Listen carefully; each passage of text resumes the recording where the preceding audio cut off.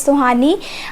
In this video, first of all, I introduce myself. So my name is Suhani Rani, and I currently giving the NEET 2023 exam, which I am securing the 626 marks and hope for the government medical college, which is very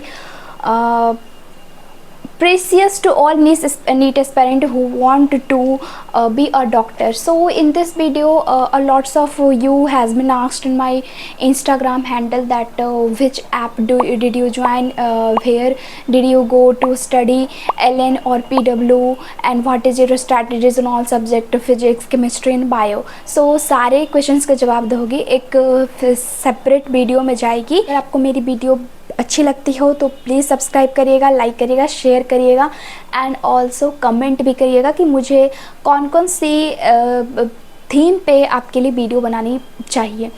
So let's begin this video. Before talking about strategies, the first thing that I want to share to you that which books that I prefer in my NEET preparation journey, and so that you should help, because books are very important keys in during the NEET preparation journey. So let's begin this video. So जब मैंने NEET के लिए during actual NEET preparation LN join की थी, तो उस समय मैंने ऑनलाइन ज्वाइन किया था. मैं ऑफलाइन नहीं गई थी, कोटा नहीं गई थी. तो उस समय LN वालों ने ऑनलाइन ही मुझे मतलब कि जो उनके मॉड्यूल्स होते हैं वो मुझे ऑनलाइन भेजा था.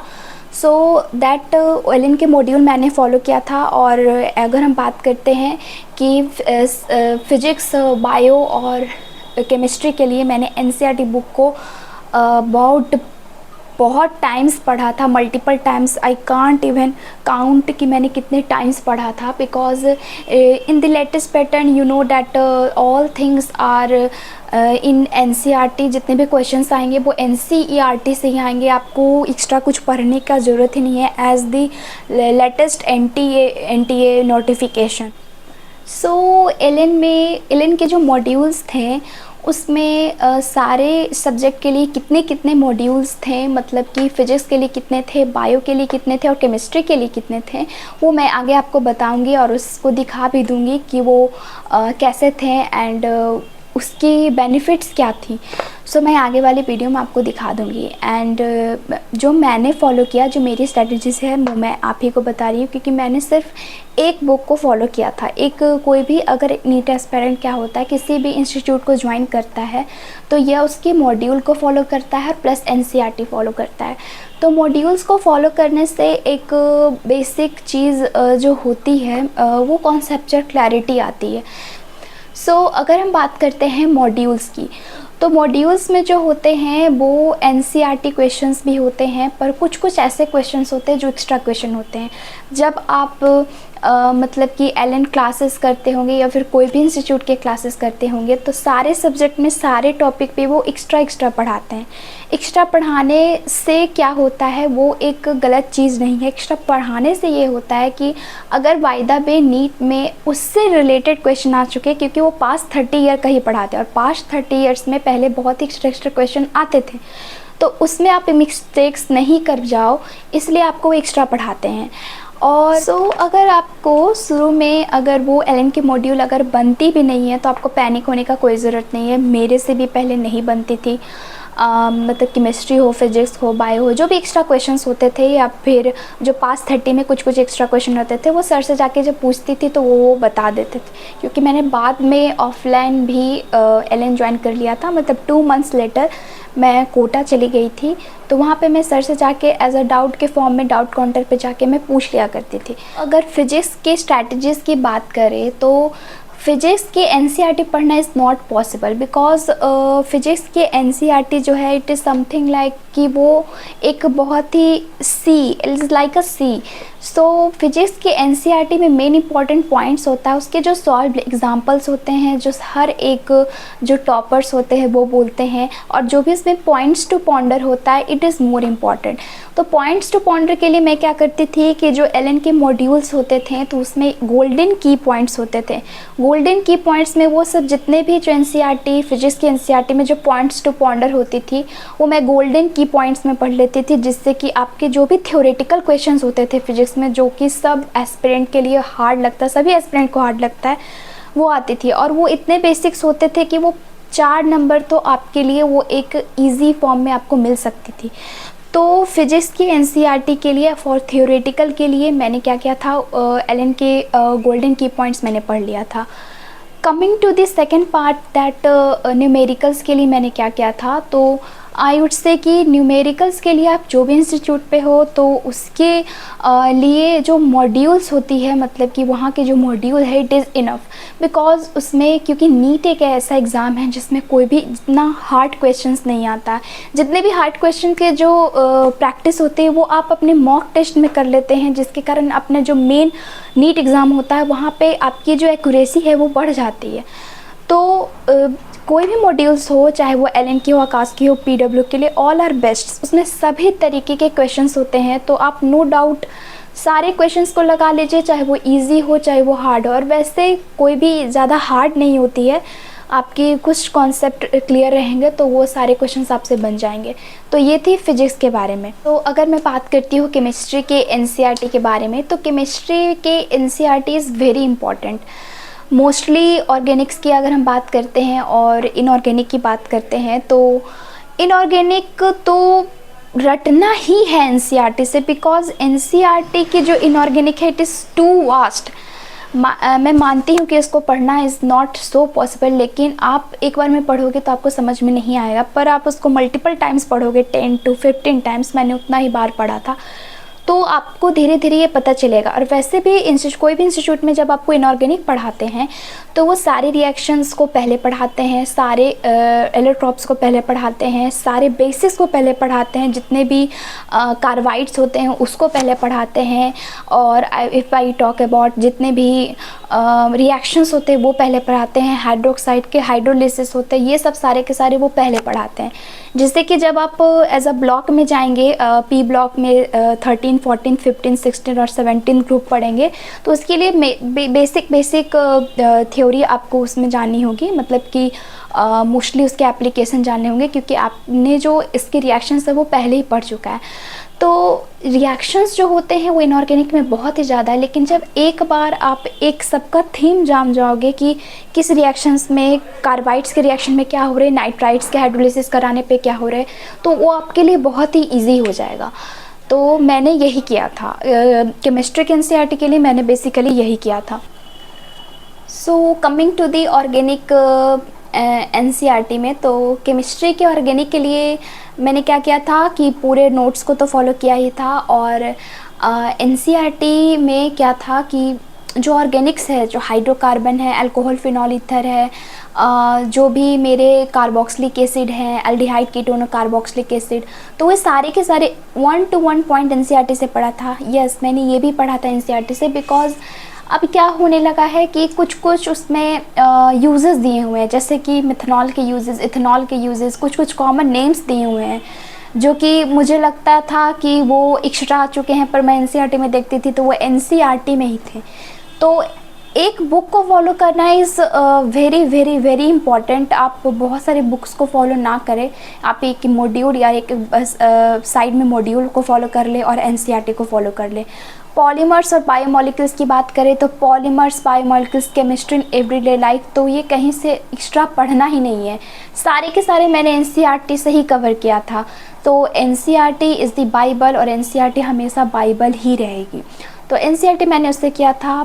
So coming to the bio, so bio के लिए वैसे तो सब लोग बोलते हैं NCERT is very very important, तो मैंने भी एनसीईआरटी ही पढ़ा। लेकिन जब आप कोई इंस्टीट्यूट ज्वाइन करते हो तो वो हर एक चैप्टर पे, बायो के हर एक चैप्टर के हर एक टॉपिक के आपको एक्स्ट्रा पढ़ाते हैं, तो वो एक्स्ट्रा बाद में जाके ऐसा लगता है कि मैंने एक्स्ट्रा नहीं पढ़ा, मैंने सिर्फ एनसीईआरटी पढ़ा और जो क्वेश्चंस है उसमें एक्स्ट्रा भी आ रहे हैं, तो उसको कैसे टैकल करें।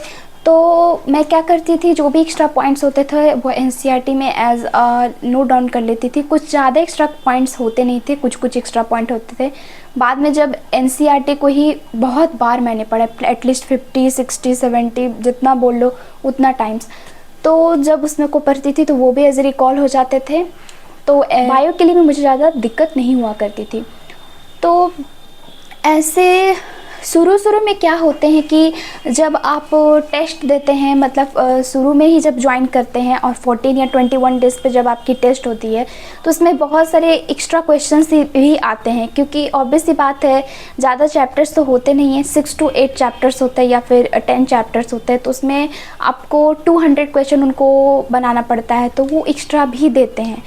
पर लास्ट तक नीट एग्ज़ाम आते आते वो क्या होते हैं, वो सारे के सारे एनसीईआरटी पे ही शिफ्ट कर जाते हैं। तो शुरू में तो जो भी एस्पिरेंट होते हैं वो बहुत ही एक्स्ट्रा पे ध्यान देते हैं, लास्ट में वो एक्स्ट्रा पे ध्यान नहीं देने के कारण उनका एनसीईआरटी भी मतलब कि थोड़ा बैलेंस बिगड़ जाता है, जिसके कारण वो एनसीईआरटी को फोकस नहीं कर पाते हैं। तो मेरा ये कहना है कि बायो की बुक के लिए आप एनसीईआरटी को शुरू से ही पढ़ो, मतलब कि जब आप शुरू से ही जब कोई इंस्टीट्यूट ज्वाइन कर रहे हो तो उसको तो हमेशा शुरू से ही पढ़ना है, जिससे कि लास्ट में जाके आपको एग्ज़ाम दो तो उसमें आपको कोई भी टेंशन ना हो। अब कोई भी मॉक टेस्ट दो, क्योंकि सारे के सारे वो एनसीईआरटी से ही आते हैं, लास्ट में कोई भी एक्स्ट्रा क्वेश्चन आएंगे ही नहीं। तो अगर मैं फ़िज़िक्स की बात करती हूँ तो फ़िज़िक्स के लिए मैंने एलन का मॉड्यूल्स ही लिया था। न्यूमेरिकल्स के लिए एनसीईआरटी का तो मैंने बता ही दिया कि मैंने कैसे उसे यूज़ किया, और जितने भी एलन के मॉड्यूल में जितने भी चैप्टर्स थे, चाहे वो रोटेशन हो, जितने भी ऑल चैप्टर्स, उसके न्यूमेरिकल्स मैंने एलन के मॉड्यूल से ही लगाया था। और जब लास्ट में मेरे सारे मॉड्यूल्स ख़त्म हो जाते थे तो एक रेस आता था, रेस करके एक मॉड्यूल होता था। वो जब मैं ऑफ़लाइन कोटा गई थी तो उसमें एलन बालू ने दिया था। तो रेस इज़ नॉट अबाउट, उसमें उतने भी टफ़ क्वेश्चंस नहीं होते हैं, पर जब मेरा फ्री टाइम रहता था, फ्री टाइम बचता था, तो मैंने वो रेस भी सॉल्व किया था।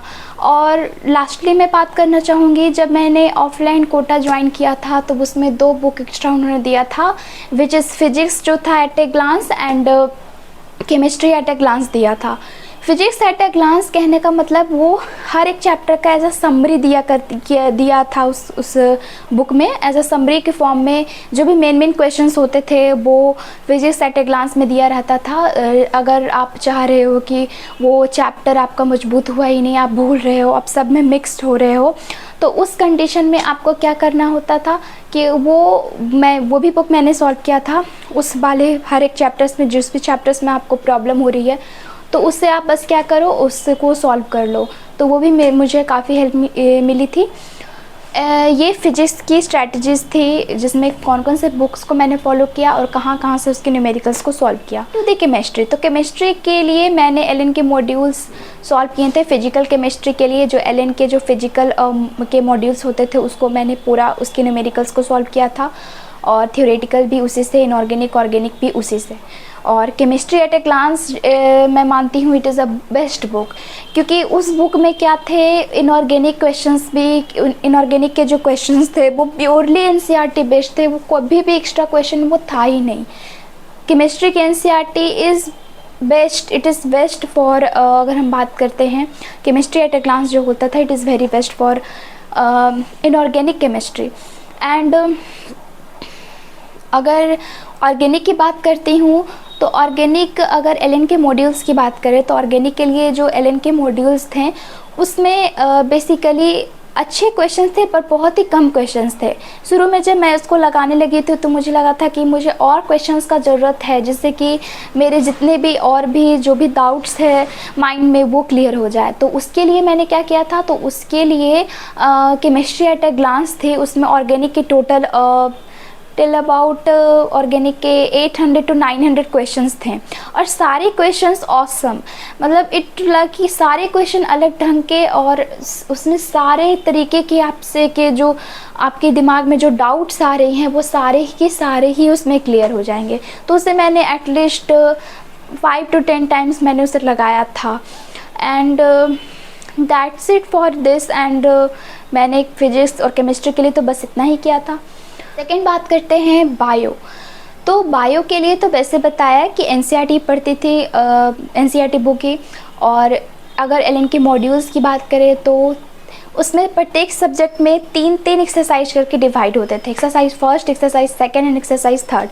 एक्सरसाइज जो सेकेंड होते थे उसमें मोस्टली प्रीवियस ईयर क्वेश्चंस होते थे, जो तो मैंने सारे सब्जेक्ट में लगाया था।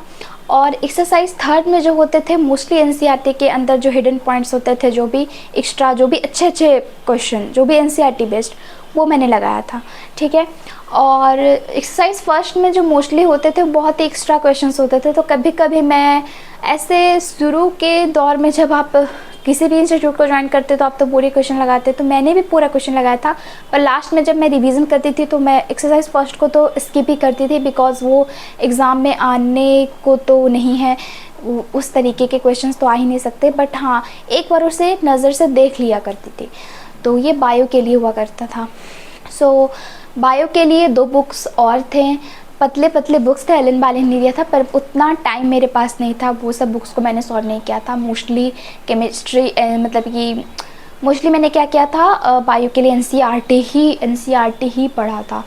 सो ये थी मेरी कुछ बुक्स की जो आप लोग पूछ रहे थे कि कौन से बुक्स को फॉलो किया। तो आप अगर कोई भी इंस्टीट्यूट में हो तो उसको क्या करो, आप एज अ मॉड्यूल जो आपको मिलते हैं या फिर जो भी बुक्स है, मार्केट में बहुत सारे बुक्स है, बहुत ही अच्छे अच्छे बुक्स हैं तीनों सब्जेक्ट के लिए, पर आप एक ही बुक को फॉलो किया करो। और किसी भी इंस्टीट्यूट से आप पढ़ रहे हो, अगर आप सेल्फ भी पढ़ रहे हो, ऑनलाइन भी पढ़ रहे हो, तो मल्टीपल क्वेश्चंस की प्रैक्टिस किया करो। And that's it for this video. मैंने सारे अपने बुक्स की जर्नी शेयर कर दी, कौन कौन से बुक्स मैं यूज़ करती थी, और जितने भी अलग अलग बुक्स थे एलन के वो मैं आपको आगे दिखा दूँगी कि उसमें सब में कितने कितने मॉड्यूल्स होते थे वो दिखा दूँगी, और एनसीईआरटी जो मैंने फॉलो किया वो दिखाऊँगी। So this is the physics Allen module, and total जो फिजिक्स के जो मॉड्यूल्स है वो टोटल 6 मॉड्यूल्स हैं। And coming to this, it is the chemistry के एलन के मॉड्यूल। ये जो टोटल हैं वो ये भी टोटल 6 है, except chemistry at a glance, उसको छोड़ के, उसको भी मैं भी दिखाती हूँ। And coming to this bio part, and ये भी जो है वो टोटल 8 मॉड्यूल्स हैं।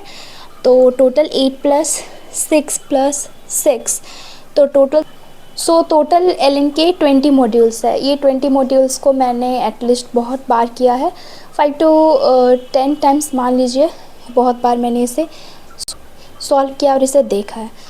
That's it for this video. Hit the bell icon and subscribe to my YouTube channel. Bye bye.